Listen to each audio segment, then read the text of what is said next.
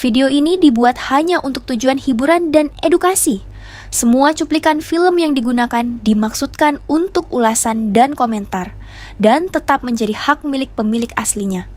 Channel ini nggak bermaksud melanggar hak cipta, dan semoga para pemilik film bisa melihat ini sebagai bentuk apresiasi dan promosi juga. Peace and respect cuy. Halo Rebahaners, kembali lagi di Rebahaners, tempat paling nyaman buat kamu yang pengen tahu film, tapi males nonton full. Hari ini kita bakal bahas film yang cocok banget buat nemenin kamu rebahan sambil ngemil roti isi selai. Yap, kita akan kupas, bukan jeruknya, tapi ceritanya. Paddington 2014. Inilah kisah tentang beruang yang cuma pengen makan sandwich marmalade dan dicintai, tapi malah harus selamat dari kekacauan London, rumah kacau, dan villain yang gak bisa move on dari masa lalu. Ini bukan cuma film keluarga, ini survival mode dengan selai jeruk. Gas kita, mulai ceritanya.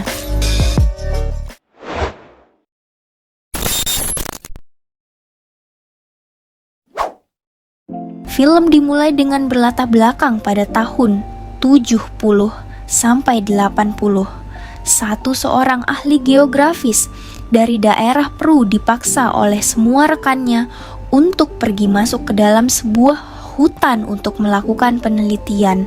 Lalu di hutan itu, ia bertemu dengan 2 ekor beruang yang menyelamatkan hidupnya dari bahaya. Beruang ini bukan sembarang beruang, mereka adalah beruang spesial. Kemudian ia diajak berkunjung ke habitat mereka dan memperkenalkan dunianya. Sebaliknya pun, penjelajah ini juga memperkenalkan banyak barang-barang kedua beruang itu. Terlihat mereka pun semakin akrab.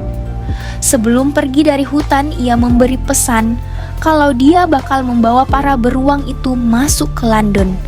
Ia juga sempat mengajarinya cara berbicara dan memberi mereka nama, yaitu Lucy dan Pastuzo. Setelah bertahun-tahun berlalu, ada seekor anak beruang yang sedang memetik jeruk untuk diberikan kepada Bibi Lucy dan Paman Pastuzo. Kebetulan hari ini adalah hari selai untuk mereka. Anak beruang yang bernama Paddington ini memetik banyak jeruk untuk diproses oleh alat yang sudah mereka buat sendiri. Saat sedang memprosesnya, Bibi Lucy dan Paman Pastuzo membicarakan tentang kota London. Nah, mereka berencana untuk pergi ke sana cuy. Tapi Paddington gak ngerti. Dengan yang mereka bicarakan, ia sudah merasa nyaman tinggal di dalam hutan. Singkat cerita, malamnya mereka kembali untuk beristirahat dengan puluhan botol selai yang mereka hasilkan dari pagi di tempat itu.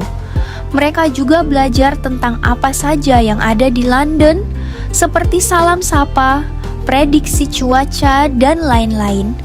Pas Paddington sedang memandangi bola kaca, tiba-tiba tanah bergetar dan bukit di sebelah rumah mereka terbelah. Ternyata ini adalah gempa. Mereka bertiga berusaha melarikan diri keluar dari sarang. Gempa besar yang terjadi menimpa mereka.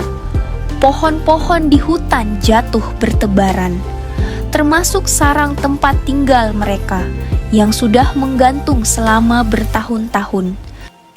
Semalaman mereka berada di dalam bunker, dan saat keluar hutan udah gak berbentuk semua rata dengan tanah. Sambil berkeliling, Paddington bersama Bibi Lucy teriak memanggil Pastuzo. Sayangnya tidak ada jawaban. Lalu saat Paddington menemukan topi merah pamannya, mereka berdua harus menerima kenyataan pahitnya kebenaran dan sakitnya ditinggal orang yang mereka sayang. Tapi Bibi Lucy sama Paddington berusaha buat nerima keadaan. Mereka berdua mendayung bersama dan mengikuti sungai yang akhirnya membawa mereka sampai ke sebuah pelabuhan. Rupanya bibir Lucy menyelundupkan Paddington ke dalam sekoci kapal, menyuruhnya untuk menjaga diri ketika ia sudah sampai di London. Karena Bibi Lucy sudah terlalu tua untuk melakukan perjalanan ini. Meskipun tidak ada yang dikenal Bibi Lucy, tapi dia yakin kalau Paddington akan menemukan rumah barunya saat tiba di London. Bibi Lucy memberinya sebuah name tag dan memakaikannya topi merah milik mendiang suaminya, dan memberikan kecupan perpisahan.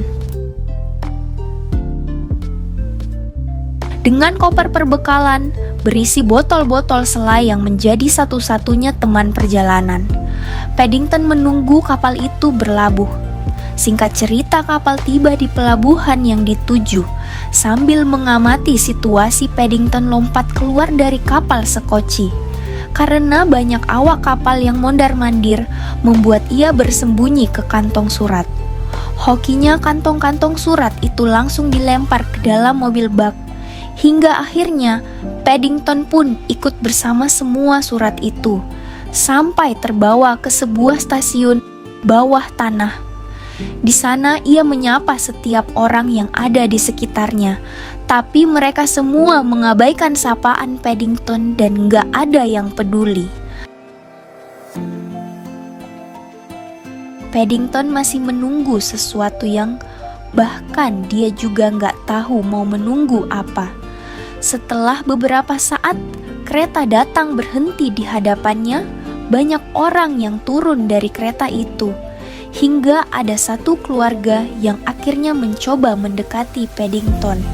Seorang ibu rumah tangga mereka yang bernama Mary berhenti untuk memberikan beberapa pertanyaan kepada Paddington.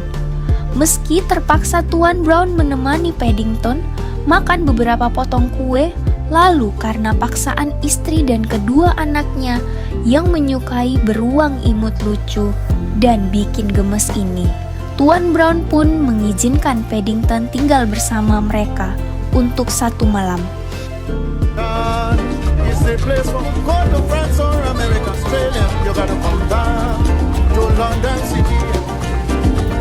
Paddington tiba di rumah keluarga Tuan Brown.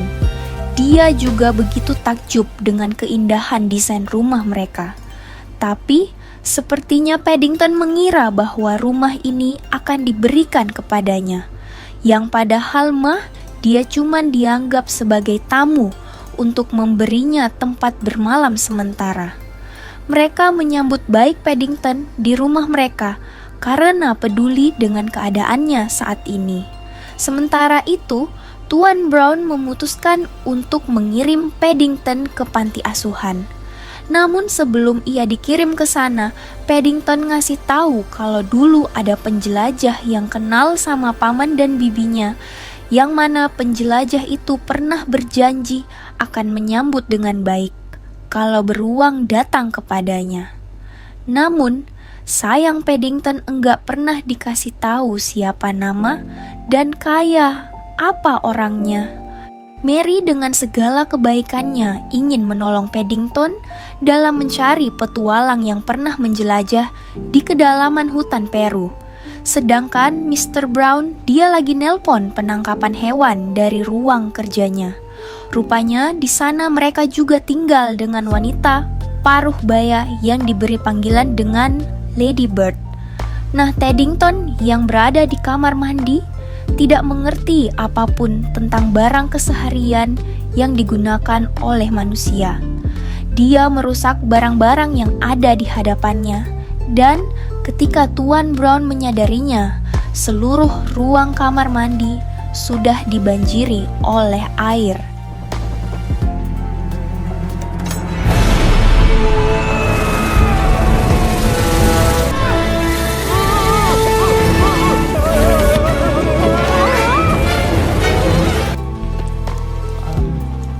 Nice weather for the ducks. Paddington diberikan kamar tidur di loteng. Dia juga membuat sebuah catatan untuk Bibi Lucy bahwa London tidak seperti bayangan bibinya. Pada saat ini, keluarga Brown sibuk dengan urusan mereka masing-masing. Mr. Brown sedang menganalisis resiko musibah yang akan mereka terima jika ada beruang liar yang tinggal di rumahnya dan musibah itu bisa mencapai 4000%. Mary, seorang wanita berimajinasi tinggi. Ia mengilustrasikan banyak hal, sedangkan anak pertama mereka, Judy, ia memiliki kelebihan di sifatnya yang introvert, yang mana Judy jago dalam lantunkan bahasa Cina. Terus, anak laki-laki mereka, Jonathan, seorang bocil yang kalau ditanya apa cita-citamu, pasti dia jawab, kapal laut. Maksudnya, dia yang paling kenceng jawab jadi astronot. Kemudian yang terakhir, Lady Bird adalah nenek dari Judy, dan Jonathan memiliki mantan suami, seorang pelaut. Nah, rencananya besok Paddington dibawa ke tempat penampungan panti asuhan. Namun Mary datang ke Paddington untuk menyemangatinya. Bukan cuma itu aja, dia juga ingin membantu Paddington untuk menemukan si petualang yang ia maksud. Di malam yang sama, seorang kurir membawa barang selundupannya ke dalam museum. Di sana ada cewek mantap yang rupanya customer, kurir itu. Cewek ini adalah seorang kolektor ilegal hewan langka. Dia adalah Millicent Clyde. Si kurir sempat menyadari keberadaan Paddington. Dia sempat nemuin jejak hewan yang bersembunyi di dalam sekoci, dan hewan itu memakan selai dan ikut dari Peru. Mendengar hal tersebut, Millicent kaget. Dia tahu kalau itu adalah beruang yang ada di dalam foto tua. Pagi harinya Paddington terbangun oleh sekelompok burung dara. Sementara keluarga Tuan Brown sibuk dengan rutinitasnya masing-masing. Mereka berangkat bersama-sama, kemudian mereka juga disapa sama tetangga bernama Tuan Keri. Ia penasaran tentang beruang yang menjadi tamu mereka. Mereka berlima mengantar Paddington menaiki kereta menuju tempat panti. Namun karena keteledoran keluarga Brown dan ketidakmengertian, Paddington mereka pun berpisah. Jonathan yang pertama kali menyadari hal tersebut langsung memberitahu keluarganya, dan mereka dengan spontan berpencar mencari Paddington yang padahal dia lagi repot ketakutan naik eskalator. Nah, dengan mengikuti petunjuk yang enggak begitu, dia mengerti, dia pun melewati rintangan yang ada di hadapannya. Setelah bertemu dengan Mary, Paddington diajak menuju ke toko barang antik milik Tuan Gruber, pria parubaya yang banyak memiliki kenangan dan barang antik di ruangannya. Dan kebetulan banget ia juga kenal dengan topi antik yang digunakan oleh Paddington. Di saat Tuan Gruber sedang menganalisis, masuk seorang pencopet yang bereaksi. Kebetulan Paddington melihat lalu menegur si pencopet, tapi ia tidak melihat aksinya. Karena merasa panik, si pencopet pun kabur sambil menjatuhkan dompetnya. Paddington mengambil dompet itu lalu mencoba mengejar si pencopet karena ia mengira kalau itu adalah dompet miliknya. Dengan maksud untuk mengembalikan dompet itu, Paddington berusaha keras mengejar pencopet meski dia tidak tahu kalau dompet itu adalah hasil curian. Dengan barang-barang yang menempel di badannya, Paddington masih terus berusaha mengikuti mobil yang dikendarai pencopet. Sampai akhirnya Paddington terpental dari bis dan ia jatuh tepat di atas pencopet yang berada di depan sekolah Judy. Polisi datang dan langsung mengamankan pencopet itu. Dari kejadian itu, Paddington diberi banyak tepuk tangan dari para murid, juga para orang yang mengetahui aksi heroik kepahlawanannya. Saat ia kembali ke toko barang antik, topi yang selalu dikenakan Paddington sudah diketahui asalnya. Topi itu memiliki sebuah simbol yang berasal dari asosiasi geografi. Itu berarti topi merah Paddington sebelumnya dimiliki oleh para penjelajah tempat kuno. Nah, dari situ Tuan Gruber bakal ngebantu Paddington untuk menemukan pemilik asli topi tersebut. Sementara dalam ruang keamanan kereta, Millicent berusaha menyusup masuk dengan membuat pingsan penjaga di tempat itu untuk mencari rekaman keberadaan Paddington hingga ia benar-benar percaya kalau beruang yang menjadi buruannya ada di kota London. Lalu ia pun mencatat nomor mobil taksi yang ditumpangi oleh Paddington. Sementara di rumah terjadi perdebatan antara Tuan Brown sama Mary. Maksud Mary, dia cuma pengen nolong Paddington sampai dia ketemu dengan perkumpulan anggota geografis. Tapi Tuan Brown bilang kalau Paddington bisa jadi ancaman untuk keluarga mereka. Hingga perdebatan mereka didengar oleh Paddington dan anak-anaknya.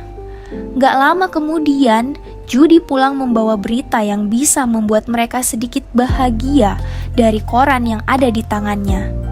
Judy memperlihatkan bahwa beruang lucu imut gemesin ini udah jadi viral karena kebaikannya. Lalu, Judy meminta maaf karena telah berlaku kasar kepada Paddington sebelumnya. Soalnya, Judy berada di sekolah baru, jadi dia nggak mau anak lain berpikir aneh tentang dirinya. Dan Paddington sangat memahami perasaan Judy.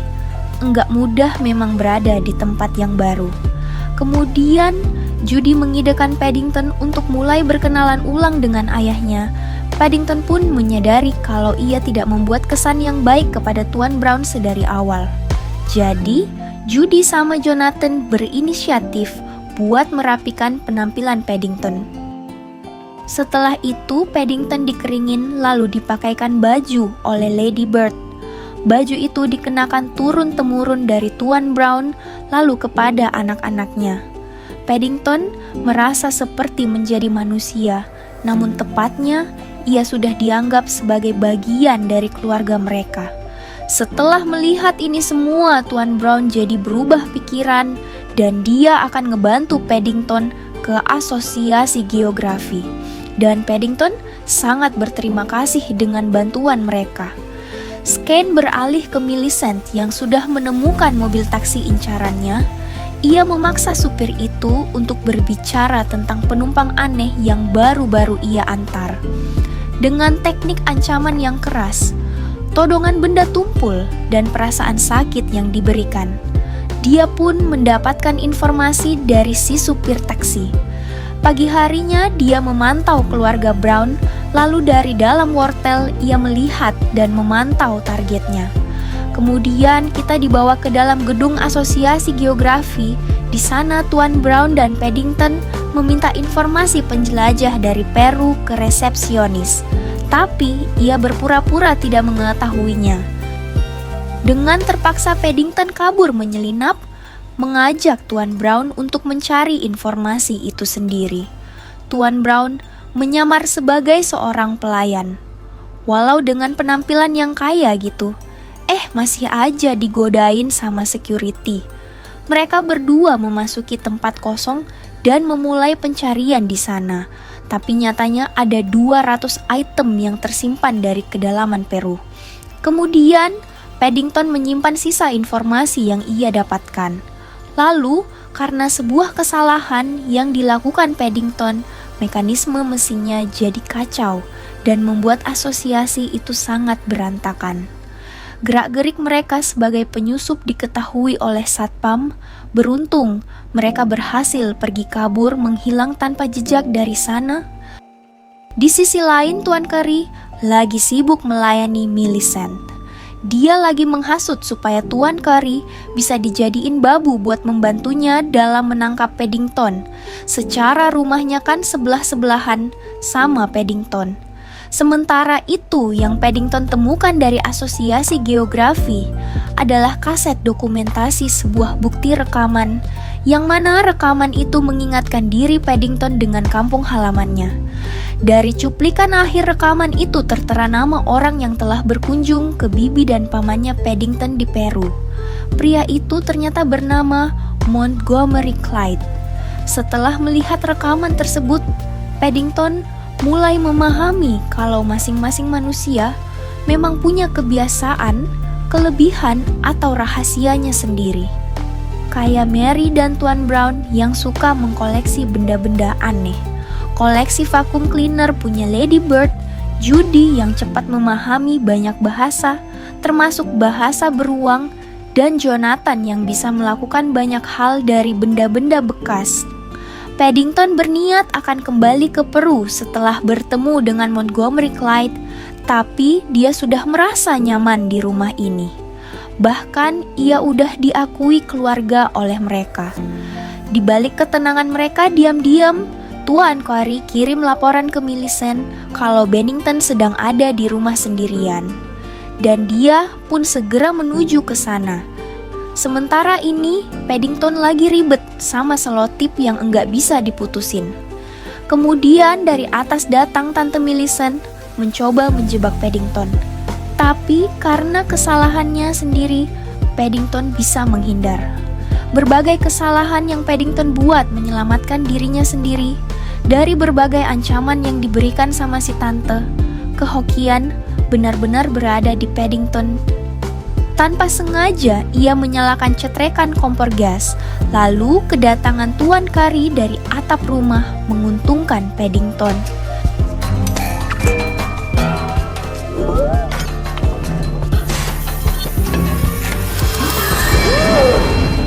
Kejadian itu membuat rumah Tuan Brown mengalami kebakaran. Millicent berhasil sadar dan kabur dari TKP. Sedangkan Paddington yang bersembunyi di dalam kulkas juga selamat dari kejadian ini. Paddington akhirnya disalahkan. Ia tidak bisa menjelaskan apa yang terjadi padanya karena emang dia nggak ngerti. Tuan Brown pun kembali menyalahkan Paddington. Ia menganggap kalau Paddington pembawa musibah. Berbeda dengan Mary, ia masih berpikir positif, menganggap Paddington sebagai hal yang bahagia untuk anak-anaknya. Nah, Paddington mendengar semua ucapan mereka, lalu ia pun mengambil name tag-nya dan pergi dari rumah itu.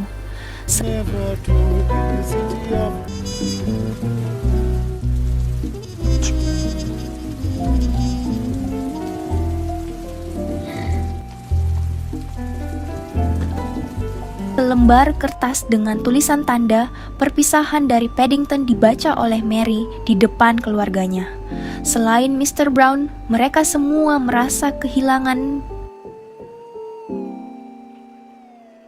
Di pagi hari selanjutnya, Paddy terbangun dan telah menemukan beberapa alamat yang memiliki nama belakang Clyde. Kemudian satu persatu ia datangi. Begitupun dengan Mary yang melapor ke pihak polisi untuk mencari Paddington. Hingga hari demi hari pun berganti. Tak kenal menyerah, Paddington masih mendatangi berbagai alamat Clyde yang sudah ia dapatkan. Dan ini merupakan rumah terakhir yang ada di listnya. Beruntungnya, ia menemukan rumah yang tepat dan ini merupakan rumah dari mendiang Montgomery Clyde. Tapi sekarang yang menjaga rumahnya adalah Millicent Clyde, yang mana dia ternyata adalah anak dari Montgomery Clyde. Tentu, dengan perasaan senang ia menerima keberadaan Paddington. Tidak menunggu banyak waktu, Millicent langsung membawa Paddington masuk ke dalam mobil. Di saat itu juga datang Tuan Quarry dengan sepucuk bunga layunya.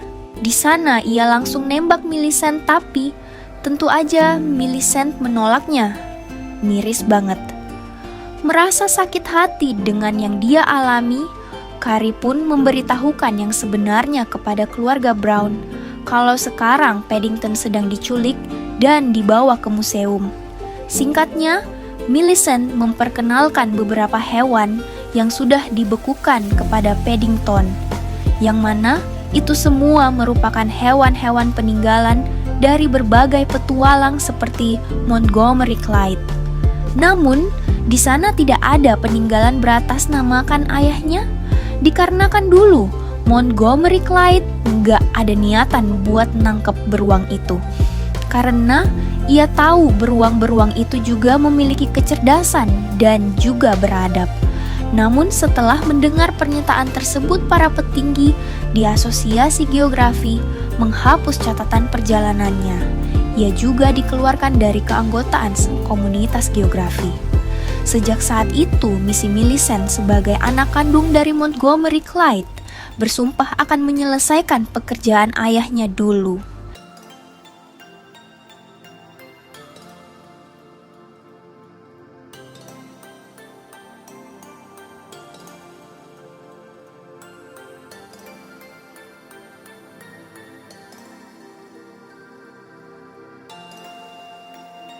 Kemudian Paddington terkena tembakan bius. Keluarga Brown baru tiba di luar museum. Selagi Millicent yang mempersiapkan alat bedah, keluarga Brown berhasil masuk melewati gorong-gorong. Sementara itu, Lady Bird ia mengalihkan perhatian penjaga. Jonathan mematikan seluruh arus listrik yang di museum. Karena penjaga lagi dialihin sama Lady Bird, jadi Millicent turun sendiri buat ngecek pembangkit daya. Memanfaatkan hal itu, keluarga Brown langsung menuju ke ruang bedah. Namun, karena pintu yang terkunci, jadi Tuan Brown melakukan sebuah perjuangan dengan nyebrang lewat pinggir gedung. Waktu mereka hampir habis, Millicent berhasil menyelesaikan pembangkit listrik. Ia juga tahu kalau itu adalah sebuah sabotase. Kemudian dia menyalakan alarm keamanan hingga semua jalan keluar mulai tertutup. Paddington berhasil sadar dari pingsannya. Ia langsung berlari untuk menemukan jalan keluar. Dan di saat itu juga ia harus menghindari semua tembakan bius yang diluncurkan Millicent, sampai akhirnya menemukan sebuah ventilasi penghangat. Judy menyadari kalau Paddington butuh bantuan mereka. Jadi ia segera menuju ke atap. Keadaan Paddington sangat terdesak, ia sudah tidak bisa bergerak. Kalau ini gagal, dia bakal jadi beruang panggang.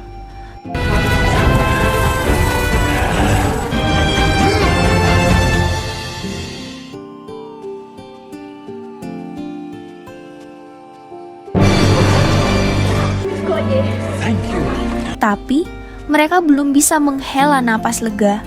Karena di belakangnya ada Tante Millicent yang menodongkan senjata dan meminta Paddington. Tentu mereka gak mau ngasih gitu aja, karena Paddington udah jadi bagian dari keluarga Brown. Di tengah perdebatan itu, kemudian Paddington memiliki ide. Dengan menggunakan sandwich yang ada di topinya, dia memancing para burung dara untuk menyerang Millicent.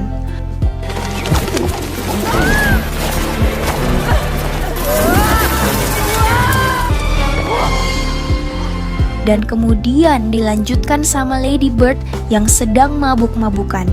Serangan itu juga membahagiakan mereka semua. Di akhir film, keluarga Brown jadi lebih bahagia.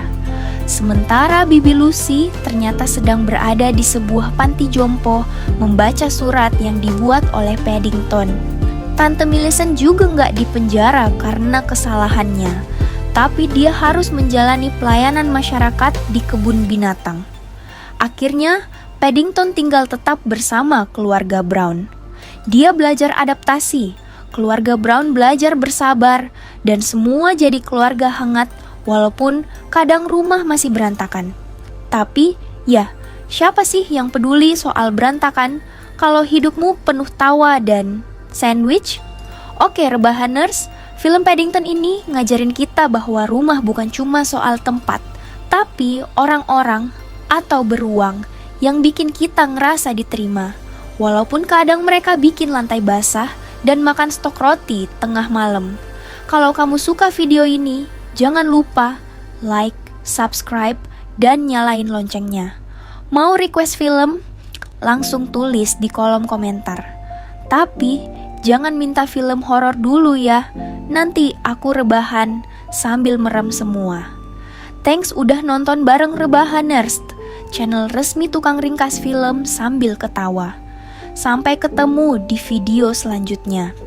2 thumbs up.